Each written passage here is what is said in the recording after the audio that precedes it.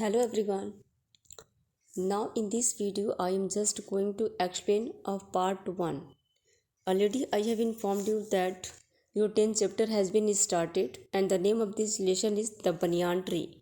In previous video I have explained this one and also I have explained this paragraph also. But today in this video I am just going to explain paragraph 1, 2 and 3. Let's start part 1 paragraph 1. Though the house and grounds belonged to my grandparents, हालांकि जो घर है और जो बागीचे हैं वहाँ पे वो मेरे दादाजी से संबंधित हैं. द मैग्निफिसेंट ओल्ड बनियान ट्री वॉज माइन, लेकिन जो शानदार जो पुराना बरगद का पेड़ है वो मेरा है. ये राइटर अपनी बात बताते हैं. जब राइटर बचपन थे मतलब एक बालक के रूप में थे तब वो अपनी यादों को इस पोयम में इस लेसन में बताते हैं कि किस तरह से जो है उनके बचपन में बरगद का पेड़ उनको अट्रैक्ट किया करता था. तो बता रहे हैं कि सारी चीज़ें तो दादाजी की थी लेकिन वो शानदार जो बरगद का पेड़ था वो मेरा था. Chiefly because grandfather at 65 could not longer climb it. बहुत साधारण सी बात है कि मेरे दादाजी जो थे वो 65 साल के थे और वो अधिक लंबाई ऊंचाई तक नहीं चढ़ सकते थे. Second, its spreading branches which hung to the ground and took root again. इसकी जो फैली हुई शाखाएं थी वो पूरी ज़मीन को टच कर रही थी और फिर से वहाँ से ट्विस्ट हो रही थी. उनकी जड़ें फिर से आगे बढ़ रही थी. Farming A number of twisting passages, और कई सारे जो है उसमें मुड़े हुए उसकी शाखाएँ थी. गेव मी इंडलेस प्लेजर्स, जो जिसको देख कर के मुझे बहुत ही आत्मिक संतुष्टि मिलती थी. Among them were squirrel and snails and butterflies, उनके बीच में जो है गिलहरियाँ, स्नेल्स और तितलियाँ रहती थीं. The tree was older than the house, पेड़ घर से भी ज़्यादा पुराना था. The tree was older than the house, older than grandfather, दादाजी से भी पुराना था. As old as Dehradun itself, उतना पुराना था जितना कि देहरादून खुद ही में पुराना हो. I could hide my self in its branches, मैं खुद को उसकी शाखाओं के पीछे अपने आप को छिपा सकता था. बिहाइंड थिक ग्रीन लीव्स, और मैं उसकी मोटी मोटी हरे पत्तों के पीछे खुद को छिपा सकता था. And spy on the world below, और मैं वहाँ पे वहाँ पे छिप करके ना किसी की जासूसी कर सकता था. ठीक है. Paragraph 3. My first friend was a small grey squirrel, मेरी सबसे पहली मित्र जो थी वह छोटी सी एक ग्रे स्क्वायरल हुई, है ना, मतलब कि एक गिलहरी हुई जो भूरे कलर की थी.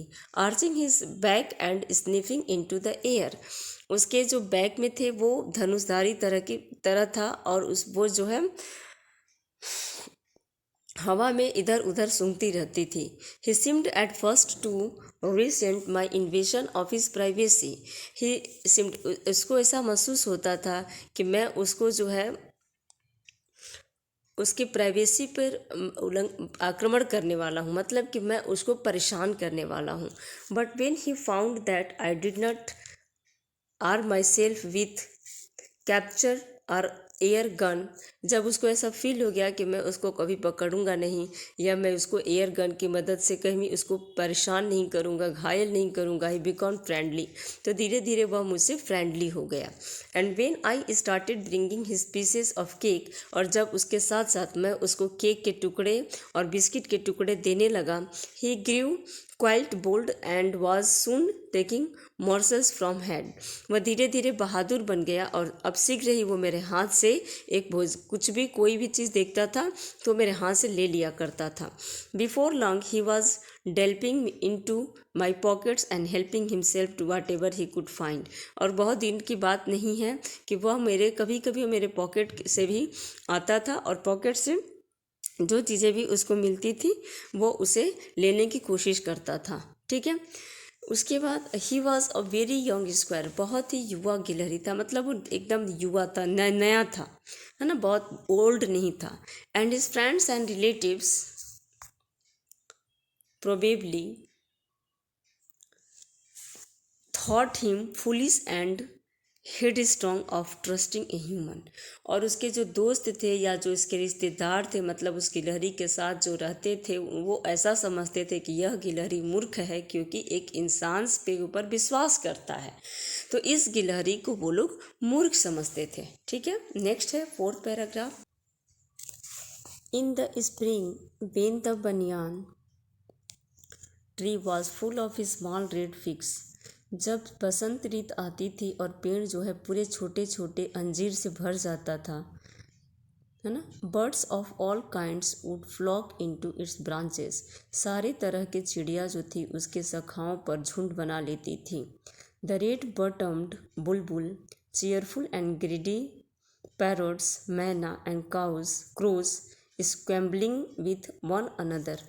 जो चेयरफुल खुश होकर के बुलबुल जो थी, है ना, वो एंड ग्रीडी पैरट्स और लालची तोते जो थे, मैना और कौवे, ये सब जो है वहाँ पे स्कैम्बलिंग करते रहते थे, भीड़ इकट्ठा करते थे, है ना, और एक दूसरे पर प्रहार भी करते रहते थे। ड्यूरिंग द फिग सीजन, कब?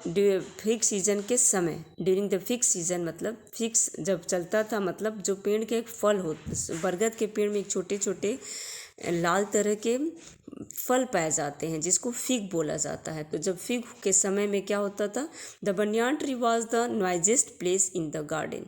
गार्डन में जो बरगद का पेड़ होता था वो सबसे अधिक शोरगुल करने वाली जगह हो जाती थी। 5th देखते हैं। Half way of the tree I had built a crude platform where I would spend the afternoons when it was not too hot। दोपहर के समय पेड़ के आधे हिस्से पर मैंने वहाँ पे एक प्लेटफॉर्म बनाया था, एक जगह बना लिया था जिस पे मैं अक्सर रहता था, है ना, दोपहर के टाइम पे जब बहुत अधिक गर्मी नहीं रहती थी। I could read there propping myself up against the tree with a cushions from the living room। मैं लिविंग रूम से अपने कुशंस को लेकर के आता था, है ना, और पेड़ के अगेंस्ट में मैं वहाँ पे प्रॉपिंग माई सेल्फ, अपने आप को मैं वहाँ पे एडजस्ट करता था। Treasure Island, Huckleberry Finn and the story of Doctor Dolittle were some of the books that make of my banyan tree library. और वहाँ पे मैं कुछ अपनी किताबें भी रखता था, है ना, जो किताबों के कुछ नाम दिए गए हैं, और इन सब से मैं अपने बनियान ट्री पर एक अपनी लाइब्रेरी बना रखा था। ठीक, ओके। 6 है। When I did not feel like reading, जब मुझे पढ़ने का इच्छा नहीं होती थी, I could look down through the leaves at the world below. फिर मैं वहाँ से क्या करता था, मैं नीचे देखता था, है ना, पत्तियों को देखता था, द वर्ल्ड बिलो, और नीचे के संसार को देखता था।